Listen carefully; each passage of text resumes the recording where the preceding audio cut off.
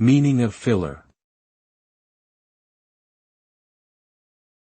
Filler.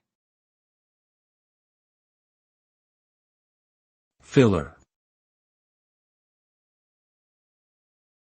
Filler. Filler.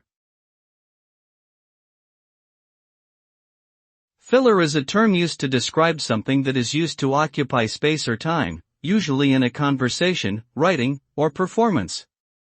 Fillers are words, phrases, or sounds that have little or no meaning but are used to prevent awkward silences or to give the speaker or performer time to think or prepare for the next idea. Examples of fillers include like, you know, and so. Although fillers can be helpful in casual conversations, they should be avoided in formal writing or speeches as they can detract from the message being conveyed.